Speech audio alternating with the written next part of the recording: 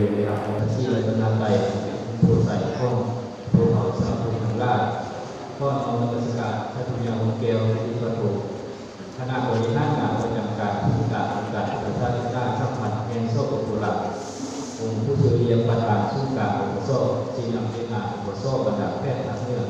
ทำเป็นประธานอุปโภคแพทย์ผู้บาที่บริการผู้ยังซื่อน้อมราชการพระธิดาผู้หลักเรียนแพทย์ประสบที่นับถือผู้เจริญพรท่านสุการบุญของเลขาคณะบริหารงานแพทย์ประธานบริษัทแพทย์ผู้บาที่นับถือเจริญพรบรรดาท่านผู้แทนของประสบที่นับถือถึงได้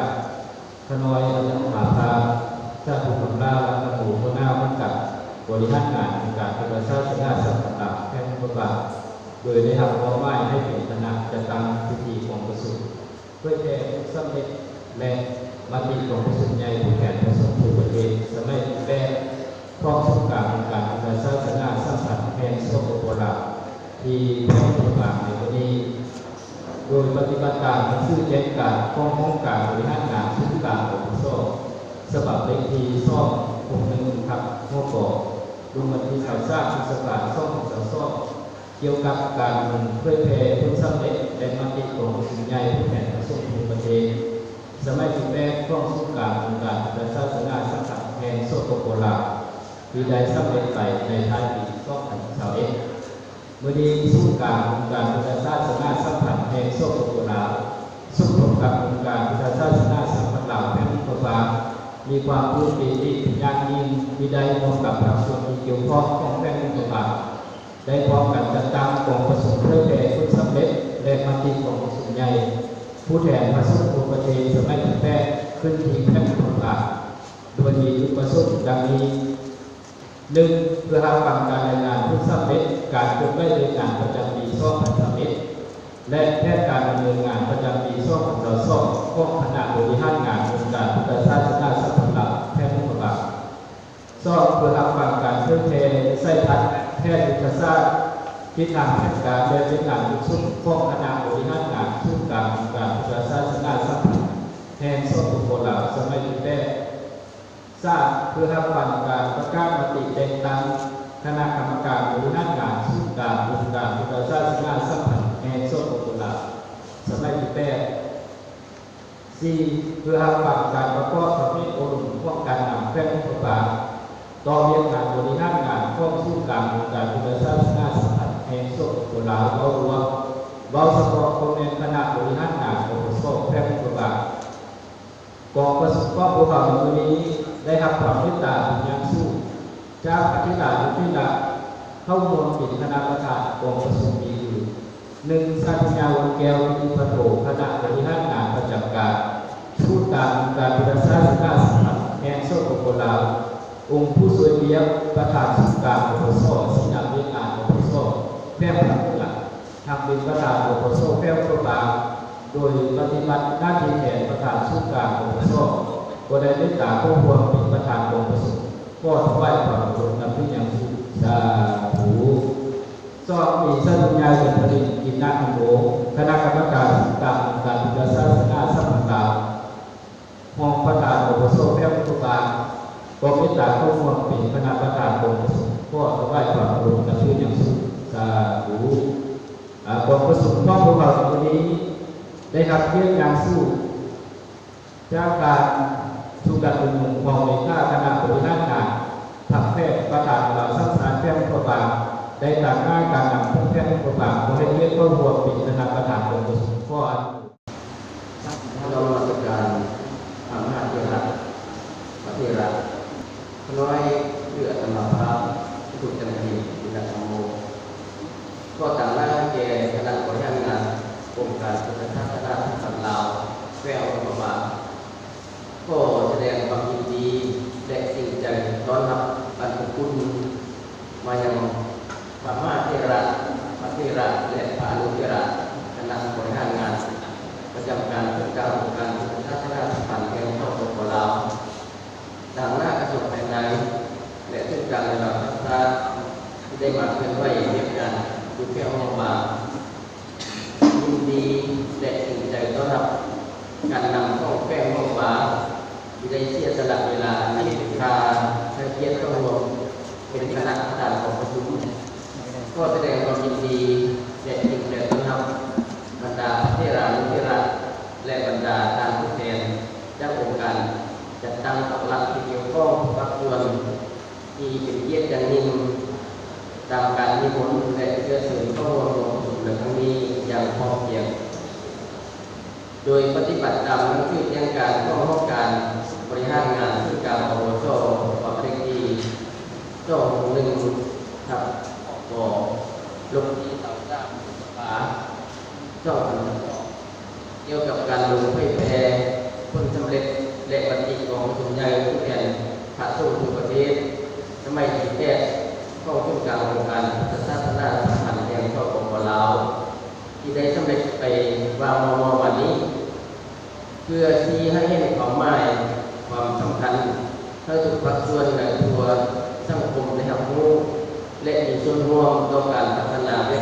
งานขององค์การพุทธศาสนาสัมพันธ์ลาวอย่างกว้างขวางแฟ้มโรงพยาบาลก็เป็นแผนหนึ่งที่เห็นได้ความสำคัญในให้การสนับสนุนในการศึกษาศึกษาคือการพัฒนาเรื่องงานดังกล่าวมาอย่างต่อเนื่องมีความพร้อมที่จะส่งเสริมสุดดันให้องค์การพุทธศาสนาสัมพันธ์ลาวได้มีส่วนร่วมในการพัฒนาเรื่องงานทางด้านวัฒนธรรมสังคมช่วยรัฐให้ไหลขึ้นขน้อยเพื่อสมาภาพดังหน้าคณะเจ้ากองประชุมก็แสดงความพร้อมใจมายังพระเทรานุคณะบริหารซึ่งการองค์การพุทธศาสนาสัมพันธ์แห่งสปป.ลาวผู้ต่างหน้ากระทรวงภายในและซึ่งการกำลังรักษาการนำเครื่องมือบา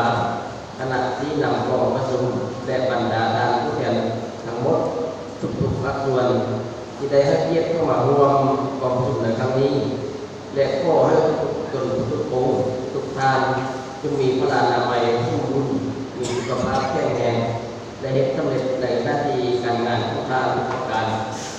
เพื่อให้เงินในจิตใจและมติของประชุมใหญ่ดังกล่าวได้นำไปจัดตั้งปฏิบัติอย่างถูกต้องครอบครองและได้รับผลตามจุดประสงค์เป้าหมายที่สุดการองค์การพุทธศาสนาสัมพันธ์แห่งสปป.ลาวได้มาไว้ขน้อยเพื่อสมาภาพเข้าอวยพรให้ของประชุมนี้ให้จงสำเร็จผลเป็นอย่างดีก็ดำเนินการและประสบผลก็แสดงความเคารพแสดงความจากส่วนใหญ่จะได้เป็นหน้าให้คณะบริหารทุกแก่ทุกฝ่ายได้ขึ้นกล่าวต้อนรับประชาชนที่หลังประจักษ์และประชาชนผู้ของสุขดีลำดับต่อไปขน้อยโคกข้ามรัตนานุภาจากปกทราบคณะบริหารงานประจำการสุขการพุทธศาสนาสัมพันธ์แห่งสปป.ลาวของคณะกรรมาการการต่างประเทศได้ขึ้นผ่านสร้างข้องประธานสุของค์การพุทธศาสนาสัมพันธ์แห่งสปป.ลาวว่าโดยทิศทางต่อไปในมาตรการในการตั้งปฏิบัติเรียกงานมติกรมสุนใหญ่ผู้แทนประชุมทุกประเทศสมัยที่แบ่งข้อข้ามรัฐนาด้วยความเคารพขึ้นอย่างสูงน้อมพระศรีรัตนตรัยอันเป็นรุ่งใจสูงสุดในวงพระพุทธศาสนาขอนำนมัสการอาจารย์ใหญ่อ่อนแก้วสุธิวงศ์องค์ซอยวิคณะบริหารงานประจำการศูนย์กลางองค์สต่อไปขน้อยหรืออาตมาจะได้ขึ้นทางคำสั่งของประธานศูนย์กลางองค์การพุทธศาสนาสัมพันธ์แห่งสปป.ลาวเป็นว่าด้วยการจัดตั้งปฏิวัติเวียดนามมติกองประชุมใหญ่แทนประชุมตัวประเทศสมัยที่8สาธารณรัฐประชาธิปไตยประชาชนลาวสันติภาพเอกราชประชาธิปไตยเอกภาพวัฒนธรรมศูนย์กลางองค์การพุทธศาสนาสัมพันธ์แห่งสปป.ลาวประธานเลขที่01ทับอพสนครหลวงเวียงจันทร์วันที่1 เมษายน 2522คำสั่งว่าด้วยทิศทางเป้าหมายและมาตรการในการจัดตั้งปฏิบัติเรียนงานมติกองประชุมใหญ่ผู้แทนพระสงฆ์ทั่วประเทศสมัยที่8นมัสการอาจารย์หัวหน้าองค์การบริหารงานศูนย์กลางอพสอาจารย์หัวหน้ากรรมาธิการต่างๆศูนย์กลางอพส อาจารย์ประธานอปสแขวงนครหลวงในขอบเขตประเทศอิงตามธรรมนูญสงฆ์ลาวฉบับปรับปรุงที่ถูกนำห้องโดยกองประชุมใหญ่ผู้แทนประสงค์ทั่วประเทศสมัยที่8ค่ำที่9 ธันวาคม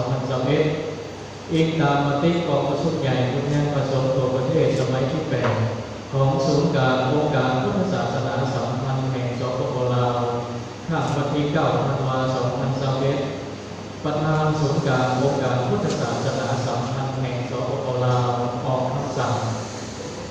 1. ให้หัวหน้าองค์การบริหารการศูนย์การอปส.บรรดาหัวหน้ากรรมาธิการศูนย์การอปส.ประธานอปส.แขวงนครหลวงในขอบเขตประเทศเอาใจใส่นำพาสี่นำการจัดตั้งในขันของตนค้นคว้าเสริมซึ่งมติของประชุมใหญ่อย่างเลิศเสริมและหัวถึงเพื่อสร้างความเป็นเอกภาพและรับผิดชอบสูงในการจัดตั้งปฏิบัติ 2. ให้เรียกพอดค้นคว้าออกมานิติกรรมและวางแผนขันขยายมติของกองประชุมใหญ่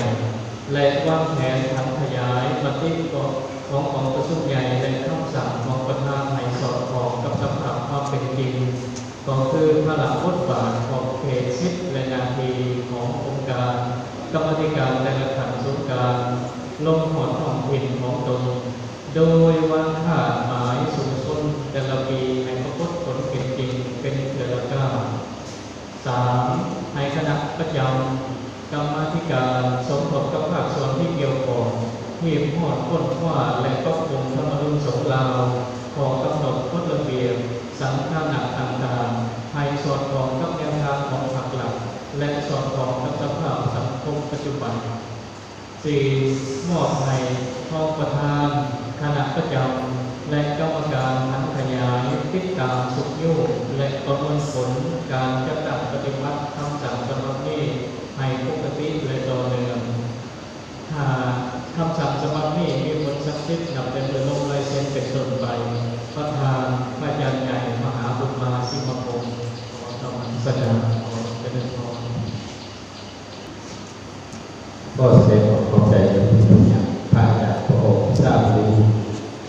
คณะประจำทุกการสอบของคณะกรรมาธิการการต่างประเทศได้ขึ้นมาคำสั่งของประธานทุกการสอบทุกเป็นไปในเวลาการเป็นสง่าราศีทนายก็ต้องไว้อาราธนาสัญญาเกี่ยวสิทธิประตูคณะบริหารการประจำการทุกการองค์การศาสนาสัมพันธ์แห่งสปป.ลาวองค์ผู้ช่วยเยี่ยมประธานทุกการโซ่ที่นำเรียนการประสบแพทย์เพื่อเป็นประธานประสบแพทย์อุบาในนามประธานองค์พึงให้ความเมตตากล่าวเพื่อตรงด้วยแท้ผู้สำเร็จเป็นปฏิของประสบใหญ่ทุกแห่งทั่วประเทศสมัยแต่ที่แพทย์อุบาอย่างมีสังกัดข้อข้าพระราชนาโดยความเคารพที่ยิ่งสุดเยี่ยมอย่างยิ่งยังมีความภาคภูมิใจอย่างสู้ที่ได้รับเกียรติเป็นคณะประธานและกล่าวให้ออกสุขเรื่องเหตุผลสำเร็จออกสุขใหญ่ผู้แทนสาธารณรัฐประเทศไม่ผิดแพ้ข้อสุขการองค์การศาสนาสัมพันธ์แห่งสปป.ลาวกองสุขใหญ่ผู้แทนประสงค์ในให้ขึ้นทุกท่าทีเพื่อค้นคว้าและหาออกเอาบทรายงานการเมืองผู้ทำเรื่องการเรียนงานถูกสุ่มเรื่องทุกสร้างข้อโครงการและบรรทุกทำออกเอาคณะบริหารงานทุกการของสอวันนี้ทุกการองค์การพุทธศาสนาสัมพันธ์ลาวรวมกับคณะของสอ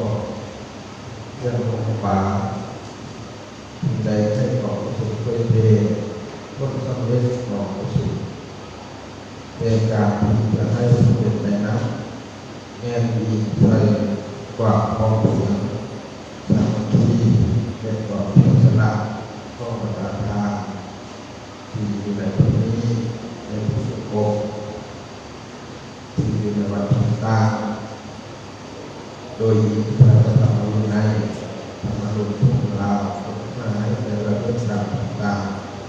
คือการทำนโยบายเป็นระเบียบการรองรับติดมาตรการและก็เพื่อความรับผิดชอบของรัฐบาลในการต่างปฏิบัติตามระเบียบต่างๆที่วางไว้ในแต่ละระยะในโอกาสอันเป็นมหามงคลนี้น้อยโดยธรรมภาพก็ได้ให้กองสุขจากปฏิญาก็เป็น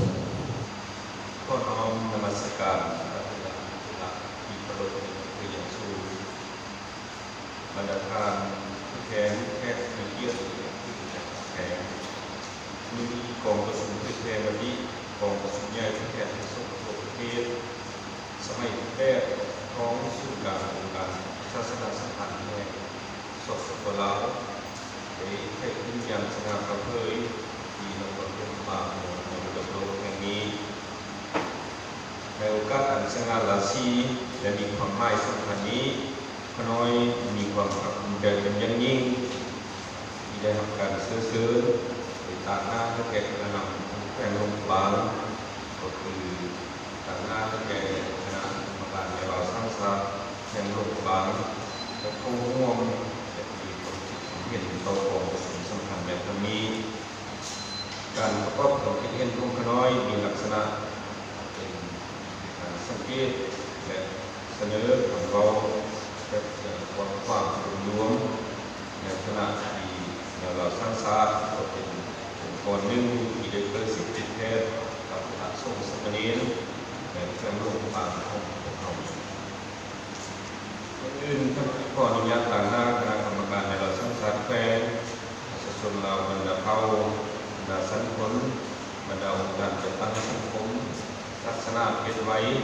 และแนะนำส่วนตัวควรนำออกความเยี่ยมยังคำเขาคุณและความใจประเสริฐมาน้อมถวายแด่คณะประธานกองประชุมและคณะบริหารงานองค์การศาสนาสัมพันธ์แห่งสปป.ลาวและคณะบริหารงานองค์การศาสนาสัมพันธ์ลาวแขวงหลวงพระบางตลอดถึงพระสงฆ์สามเณรในตัวแขวงหลวงพระบางอาภวงที่ควรปฏิบัติกิจวัตรของสงฆ์อยู่ในแต่ละวัดขอน้อมถวายก็น้อมนมัสการและเรียนประชุมทางการพักผ่อนการรายงาน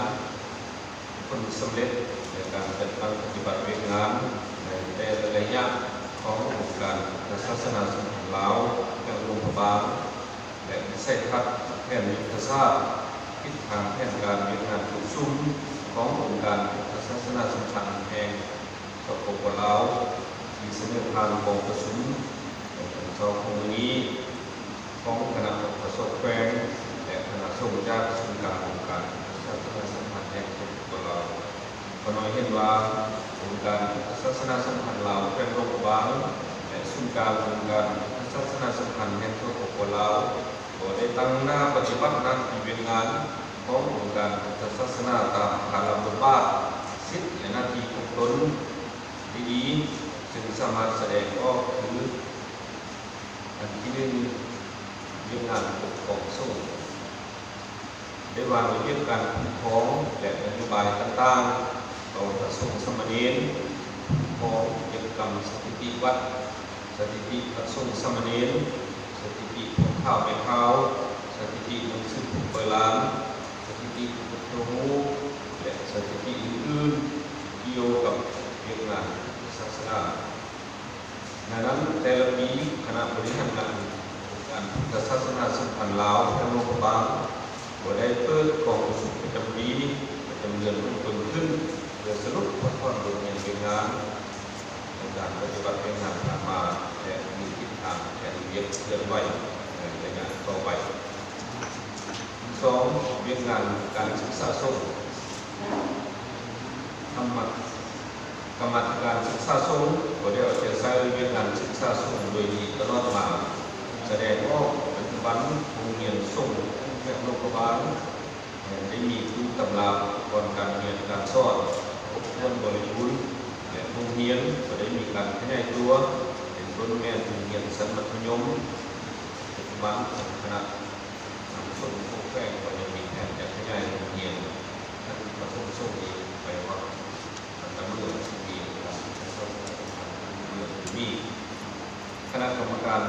าทรงแพงอย่างได้นำทรงนักเรียนนักศึกษาทุกคน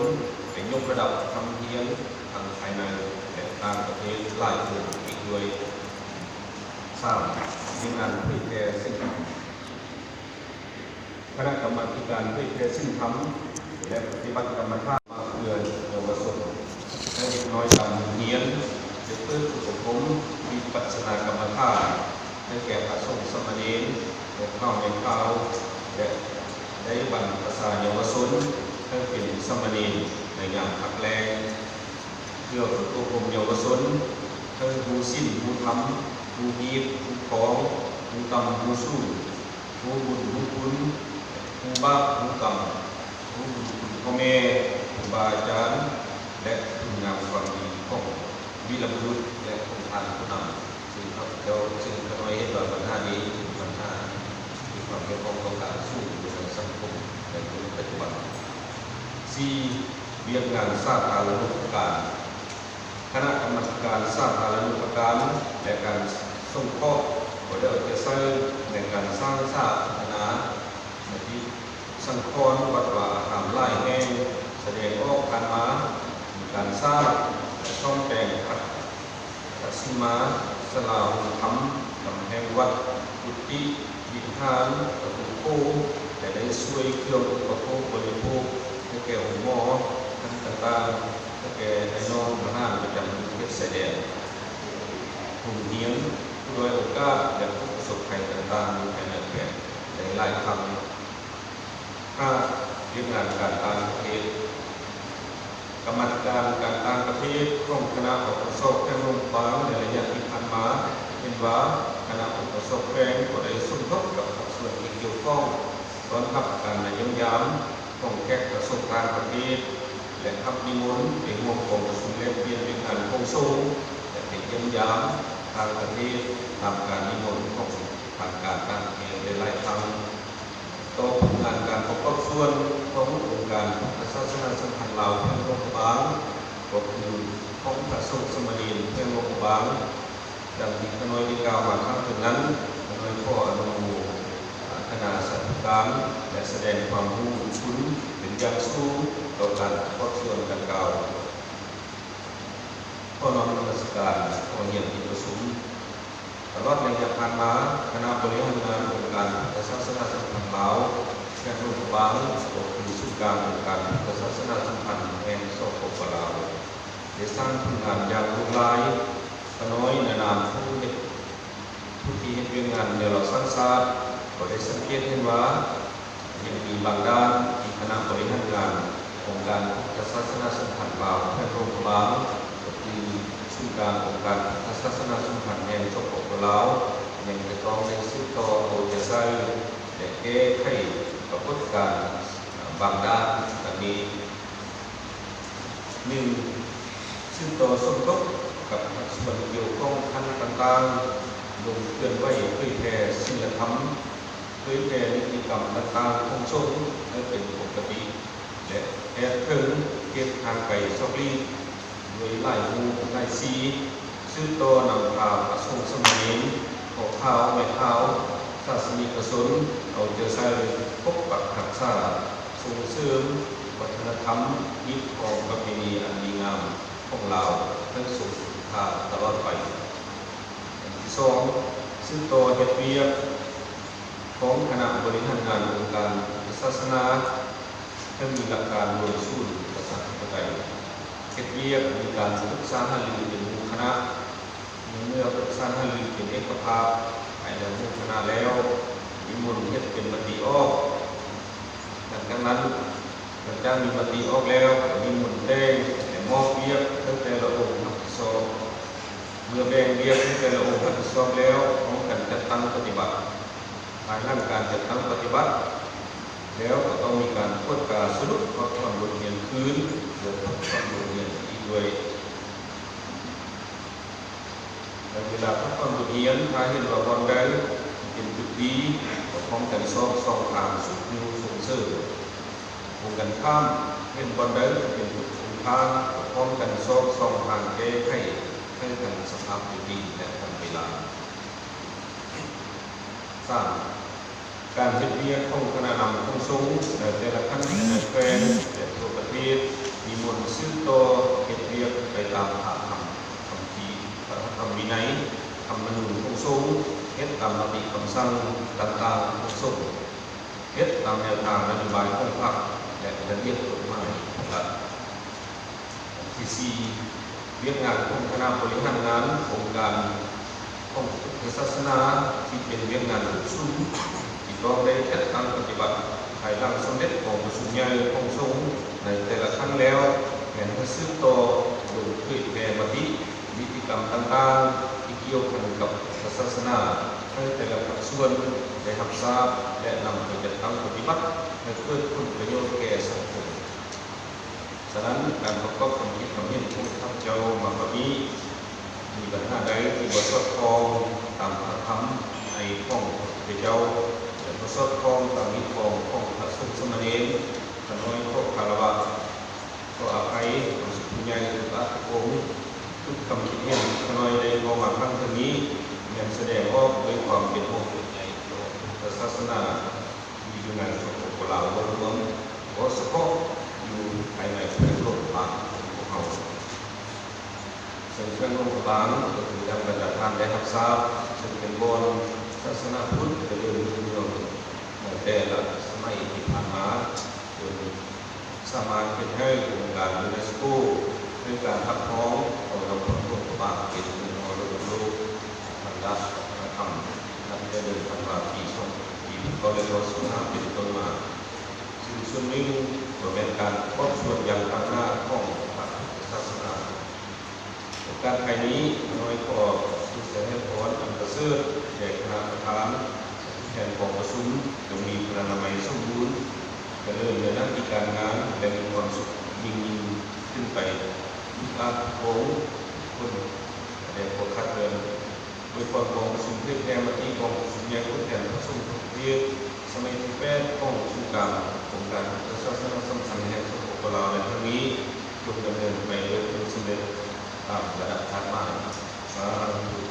ขอรองนมัสการและขอขอบคุณก็ตบมือนำพร้อมในอ้อมได้เนาะก็ตบมือ